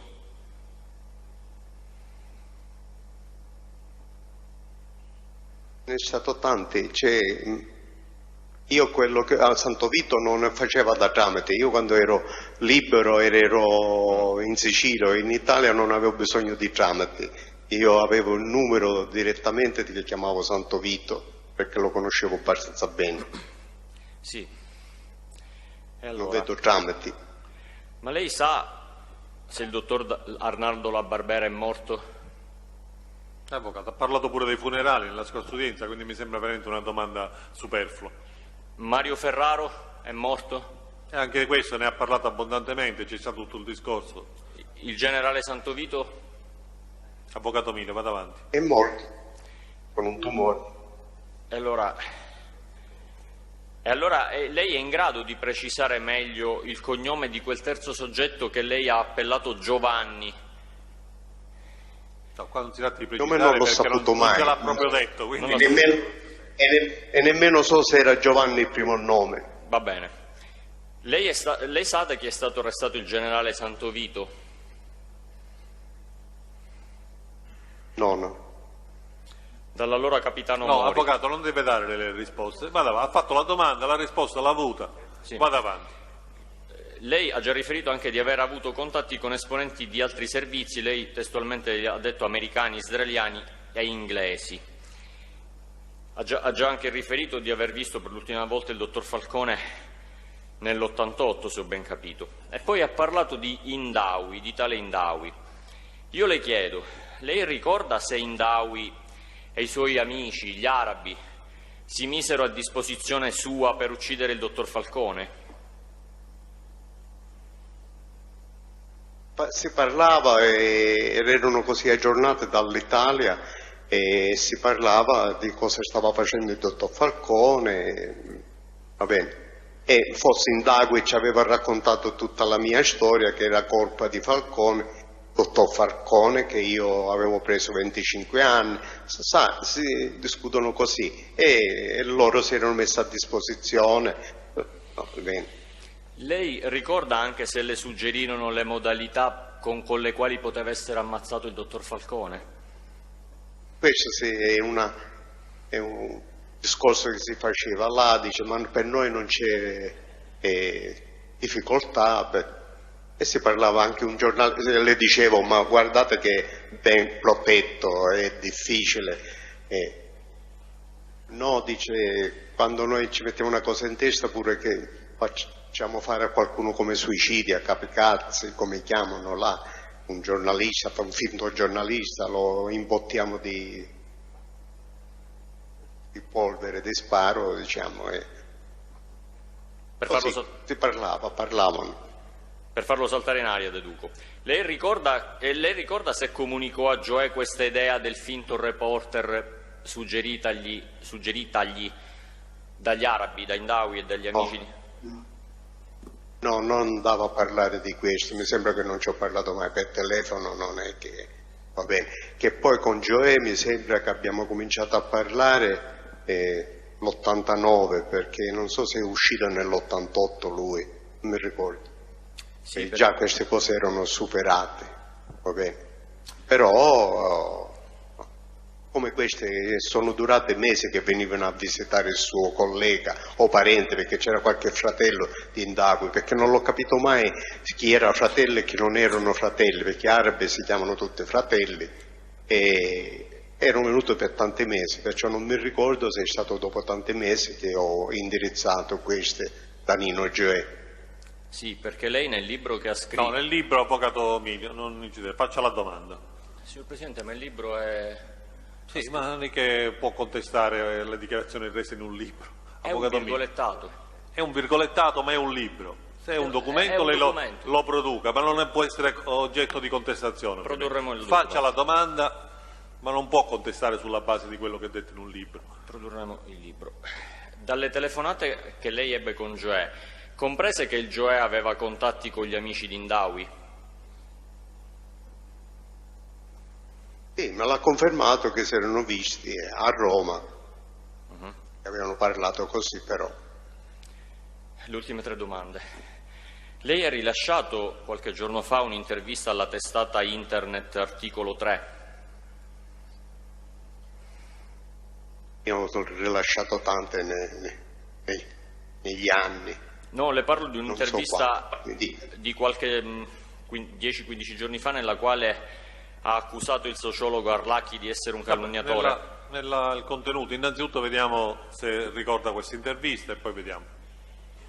Sì, me la ricordo. La ricordo. Mi hanno telefonato e cosa allora ne faccia pensavo. la domanda, avvocato Milio. Se in tale intervista ha accusato Arlacchi di essere un calunniatore.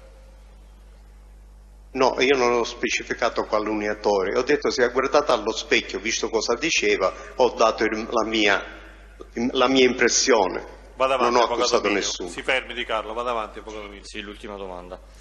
Lei in questa intervista ha chiesto pubblicamente ad Arlacchi da chi sia stato imbeccato per conto di chi abbia rilasciato un'intervista a Panorama nel corso della quale... Avvocato, la domanda non è pertinente e non rilevante, vada avanti. Ho finito, grazie.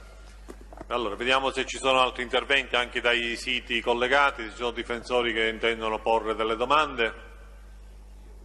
Avvocato Anania, proceda. Dovrebbe avvicinarsi al microfono perché altrimenti hanno difficoltà al sito riservato.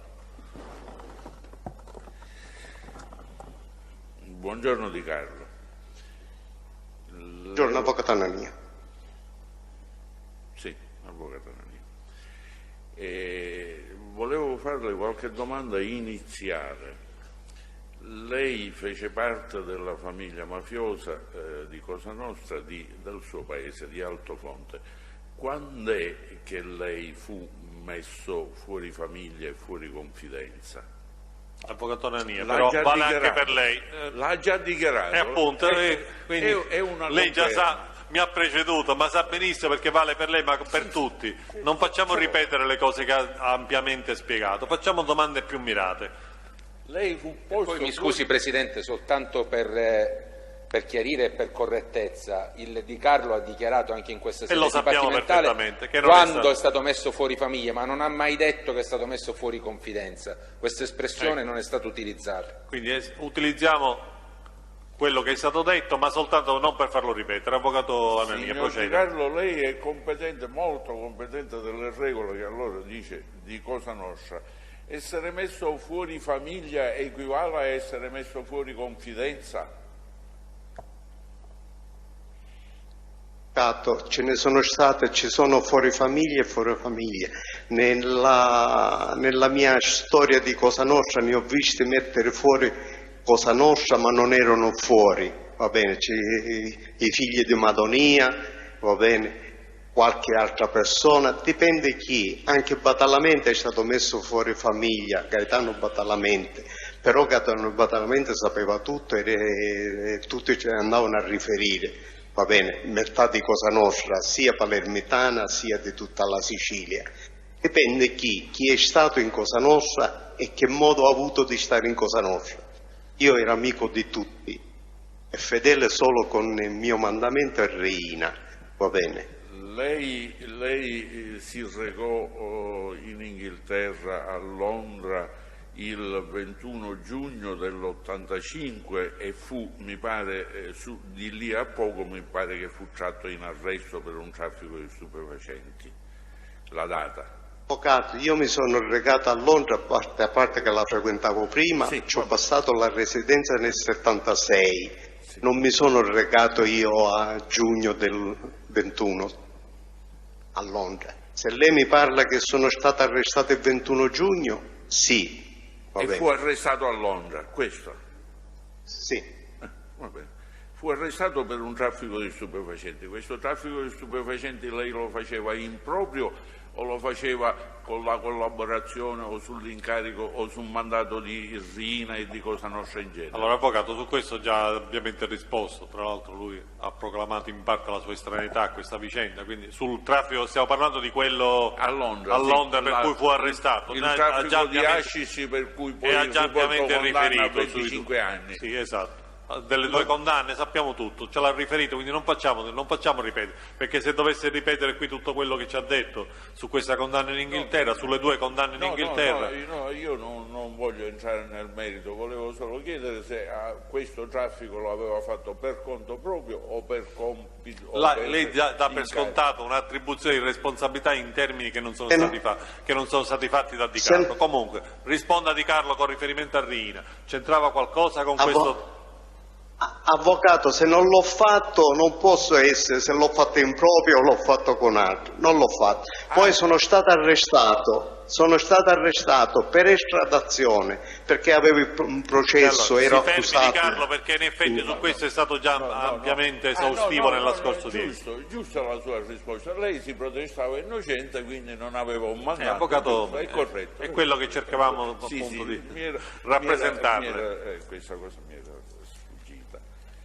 Senta un poco, lei ha parlato poco fa dell'arresto di Bagarella a San Lorenzo, se non ricordo male, nel 1975. Ricorda per quale reato fu arrestato? Avevano trovato armi militari, ai tempi c'è la differenza, arme normale che aveva un fucile che era forse superiore a quelle normali. E ricorda l'esito del processo e se ci fu una sua raccomandazione presso i giudici di Palermo? L'esito non lo so, non mi ricordo, però per la libertà provvisoria che ci ho fatto dare mi ricordo. Guardi, io sollecito la sua memoria perché Bagarella fu assolto al processo e scarcerato perché aveva scontato. Avvocato, se lui non lo sa, questo lei se vuole ce lo vorrà documentare. Per sollecitare il suo ricordo sulla raccomandazione, volevo dire. Lui ha parlato di essersi occupato soltanto per la libertà provvisoria. non sappiamo dell'esito, non ha detto, o almeno non ci ha detto. Se ha qualcosa da aggiungere su questo, Di Carlo lo aggiunga, altrimenti andiamo avanti con altri argomenti. Per quello che mi ricordo, e ho scritto anche, mi sembra c'è una parte nel libro, perché questa poi ha causato che se la prendeva Totorrina, se la prendeva con l'avvocato Mormino, raccontando E questo una lei già ce l'ha storiella. detto, va bene, allora andiamo avanti. Avvocato Anania, faccio un'altra domanda. Sì,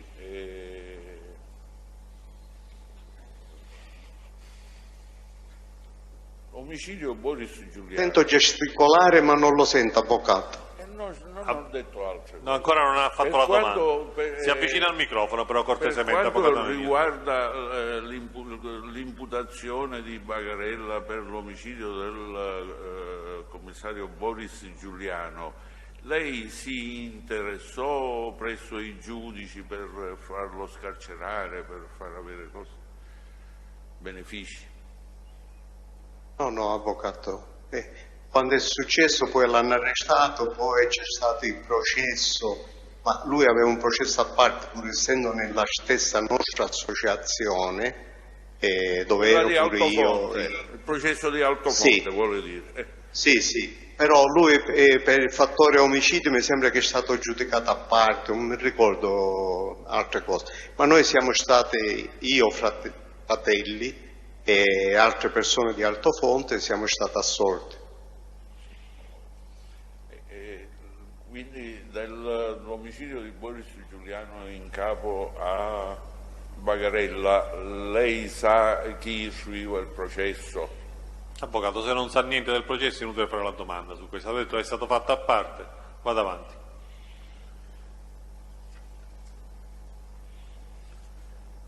Avvocato Anania, prego, faccio un'altra domanda. Lei riceveva notizie di Cosa Nostra anche quando era stato posto fuori famiglia ed era detenuto a Londra? Vada avanti perché su questo ampiamente risposto e non è il caso di far ripetere tutto quello che ha detto. Faccia domande più dirette. Di Carlo, lei che cosa sa dell'oggetto di questo processo, la trattativa tra Stato e mafia? Avvocato, è una domanda troppo generica, vada avanti, non possiamo... 3 giorni, siamo al terzo giorno di esame di Carlo, se dovessimo ricominciare... Le risulta se ci fu una trattativa tra lo Stato e Cosa Nostra o esponenti di Cosa Nostra?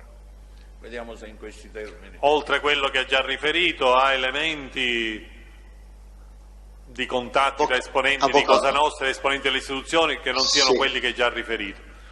Vediamo di introdurla così, ma Avvocato Anania, vorrei che ci fossero fatte domande un po' più specifiche. Ma ha risposto a tutto? Sì, no, perché risposte, se dovessimo, ripeto, non possiamo riprendere tutto quello che ha detto. Vado avanti, faccio un'altra domanda, Avvocato Anania. No, io non ho altre domande, non perché il resto o è stato già chiesto sì. o non lo ritengo indispensabile. Non lo ritiene, allora ci possiamo fermare qui. Vediamo se ci sono altri difensori. Avvocato Russo. 60 anni di storia che non interessa. E quindi noi siamo consapevoli di questo. Avvocato Russo. Grazie Presidente.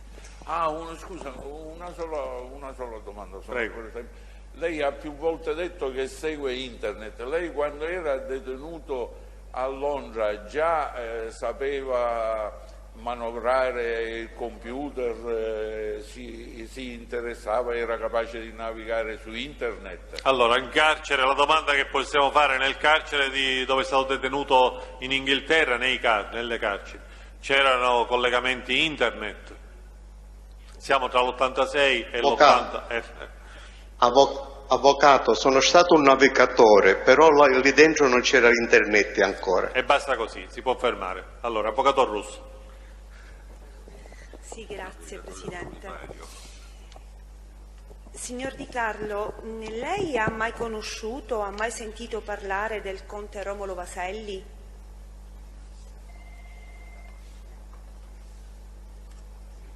Ha sentito la domanda di Carlo? La domanda dell'Avvocato Russo? È arrivata, mi ha chiesto se avevo sentito parlare del conte Vaselli. Sì. Va bene, ne ho sentito parlare. Sì. In che occasione, in quale ambito ne ha sentito parlare? Ma non mi ricordo più, io sto parlando molti anni fa, non so, addirittura anni 60, fine anni 60, che poi mi sembra che aveva una, come si chiama, dell'immondizia, non so come dire, va bene, l'apparto comunale. Vediamo se ci sono domande più specifiche. Avvocato Russo, faccio domande. Sa se il conte Vaselli ha avuto rapporti con Vito Ciancimino? Sì, che ha avuto rapporti e a parte tutto tramite Ciancimino c'erano un sacco di Cosa Nostra che facevano i sorveglianti, non che facevano gli spazzini. Mi scusa se le richiamo in questo modo perché adesso mi sembra che le chiamano differente. Ed erano i sorveglianti, c'era un sacco di Cosa Nostra che con le raccomandazioni di Ciancimino o di Lime, va bene, a livello municipio venivano assunti di questo conte per fare i sorveglianti, faceva. Senta, ma lei sa se il conte Vaselli conoscesse il dottore De Gennaro? Questo non lo so. Ha mai sentito parlare o ha conosciuto il generale Paolo Antonio? No, non mi ricordo. Non ne ha mai sentito parlare? Ha risposto, no. Avvocato Russo, Sì. vado avanti. Ne parlare sì, ma non mi ricordo se l'abbia visto. Non sa se conoscesse il generale Paolo Antonio Vito Ciancimino? Mentre mi sembra che questo Paolo Antonio era il capo dei vigili urbani ai tempi, non so, era un ufficiale in pensione che poi ha fatto il corso e è diventato... Ma lei sa se conoscesse, che la domanda è questa, se si conoscesse con Vito Ciancimino, lo sa? Era nel periodo che Ciancimino era sindaco, era assessore, va bene. Però Vabbè, per sua questo- conoscenza diretta, non lo sa, quindi possiamo andare avanti. Senta, lei ha riferito che il generale Santovito per controllare Ciancimino gli aveva messo qualcuno accanto. Sa Tanto nel genco di loro di lavoro a Sì. controllare o da vicino o da lontano, comunque aveva dedicato il lavoro che facevano loro. Quando è così apre una pratica e c'è qualcuno che osserva tutto quello che fa quel filo politico, a chi ci interessa. lei questa persona non sa chi fosse, questa persona che era stata messa accanto a Vito Ciancimino? Non ce l'ho chiesto perché mi interessava poco. Non sa neanche a quale forza dell'ordine appartenesse questa persona, non sa nulla? Apparteneva al suo, diciamo, alla sua istituzione che a quei tempi che dirigeva Santovito, però siccome ce l'aveva tutti immischiate, ma uno non andava a chiedere se era della finanza, se era carabinieri o se era esercito. Vabbè. E lei sapeva se questi soggetti, o se ci fossero soggetti dei servizi segreti che spiassero Ciancimino? Non lo so se lo spiasse, ma ha detto che parlando così non era specifico, non so se nella dichiarazione che ho fatto dicevo che aveva, non so se l'ho fatto dichiarazione o nel libro, non mi ricordo, che c'era qualcuno che lo teneva in osservanza, ma non è che tenevano a tutta la politica, tengono questo specifico. Lo spiavano o lo coprivano? Servizi. Lo spiavano o lo coprivano? Ah, non lo so, no. Ha detto Se che ne non fanno sa pochi lui esattamente, quindi Avvocato Russo. Sì, Andiamo no, avanti. era per... Senta, lei nel 96 era detenuto presso il carcere di Rebibbia, mi conferma questa circostanza? 96 lei parla tutto l'anno, dobbiamo dire da metà giugno in poi. Facciamo la domanda successiva, vediamo Sì. poi. Senta, in quel periodo lei ha incontrato soggetti dei servizi segreti? Quindi a Re Bibbia nel 96 le ricorda di incontri Lei con servizi? ricorda? No, lì dentro no, Quindi incontravo a Re magistrato, Bibbia, poi nei 6 mesi che sono stato isolato, sembravo un leone nella gabbia, ne passavano tanti in borghese che mi venivano a osservare ma non sapevo chi erano. Quindi non ha avuto incontri se non solo visivi, ecco, non ha parlato con nessuno? No. Senta, sa se... E in quel periodo non avevo molta fiducia a nessuno, infatti cercavo di parlare solo con i magistrati che conoscevo proprio. Solo con i magistrati quindi ha parlato. Senta, nello stesso periodo in cui lei era detenuto a Rebibbia, sa se era detenuto anche Vito Ciancimino? Piccolo periodo, mi sembra che ho così, non so come l'ho saputo, dice ma è detenuto. Quando ho parlato di Ciancimino e cose, mi ricordo come ho saputo che era là. Non l'ha mai incontrato? Ma non vicino, era in un'altra sezione. Quindi non lo ha mai incontrato? No, mai. Va bene, grazie Presidente, non ne sono state domande. Allora, vediamo, andiamo avanti, ci sono altri interventi? Nessuno? E allora possiamo fermarci qui e chiudiamo con... Dovremmo definire soltanto 2 domande di riesame, Presidente. Prego. Signor Di Carlo, sono il dottor Teresi.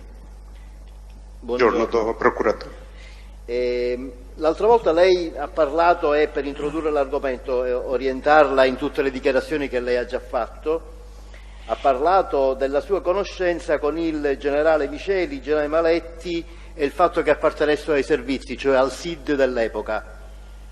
Lei, discutendo, parlando, rapportandosi con queste persone, Maletti, Miceli, e parlando del SID, ha mai saputo se anche Mori faceva parte di quella struttura? No, non l'ho saputo. Sa o ha sentito di rapporti eventualmente di conoscenza tra Miceli, Maletti e Mori?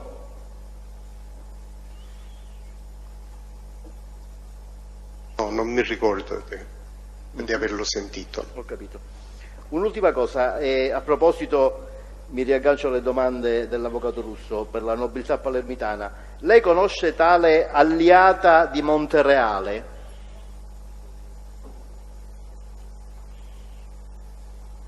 Non abbiamo sentito la risposta, se l'ha data. Alliata di Montereale, sa chi è? Sì, era un nobile, un principe. Sì. Principe alleata di Montereale, per differirsi dei alleati che c'erano in Sicilia. Si faceva chiamare di Montereale. Che le risulti era una persona vicina ai vostri ambienti mafiosi? Era vicino a qualcuno dei mafiosi, però era di estrema destra. Di estrema destra che intenda? Militava in qualche organizzazione di estrema destra? Sì, ma era uno che militava, che era molto vicino ai militari, era molto vicino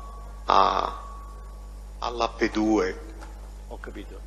Sa se c'erano rapporti tra questo Alliata di Montereale e i generali Maletti e Miceli?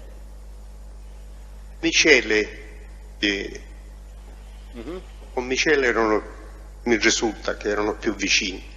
E poi non so se hanno fatto politica assieme pure, sono passati molti anni, no, se certo. non sono preciso mi scusate. No, va bene, mi rendo conto, ma comunque va bene così, grazie, io non ho altre domande. Allora, su queste questioni qualcun altro vuole intervenire? Ancora una domanda da parte del pubblico ministero. Prego. Signor Di Carlo, volevo chiederle, lei ha personalmente conosciuto Giuseppe Di Cristina di Riesi?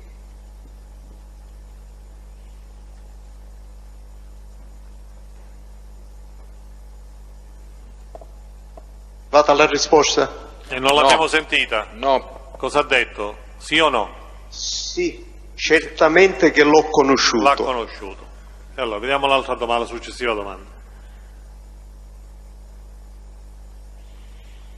Lei e più in generale voi, nell'ambito di Cosa Nostra, lei è stato sempre, lo ha già detto più volte e spiegato, nella fazione corleonese. avete mai appreso di un rapporto che il Di Cristina aveva come confidente con ufficiali dei Carabinieri prima di essere ucciso? Sì, questo ne ho parlato anche con Reina, ma questo confidente è cosa? Perché poi si è fatto credere che Di Cristina era un confidente dei Carabinieri, e Di Cristina ha avuto, come tutti avevano i rapporti nei vari paesi, le persone più in vista, aveva fratelli che erano politiche e cose, avevano un rapporto con le compagnie dei Carabinieri o il maresciallo, si salutavano, non significa fare i confidenti. Di Cristina poi aveva finito in questa situazione col capitano ai tempi che c'era in quella compagnia, perché dopo che era sfuggito che non era nella macchina quando c'è stato l'omicidio, va bene?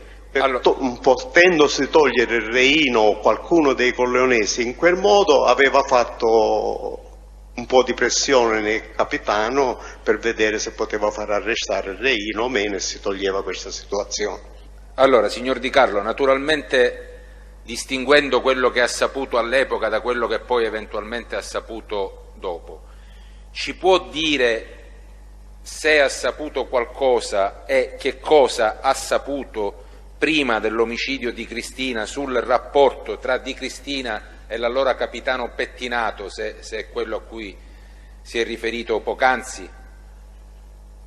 Prima dell'omicidio di Peppe Di Cristina, lei, voi corleonesi, che cosa sapete sul rapporto tra Di Cristina e i Carabinieri e in particolare questo capitano Pettinato? È quello che poco fa ho detto, dopo che la mancata uccisione di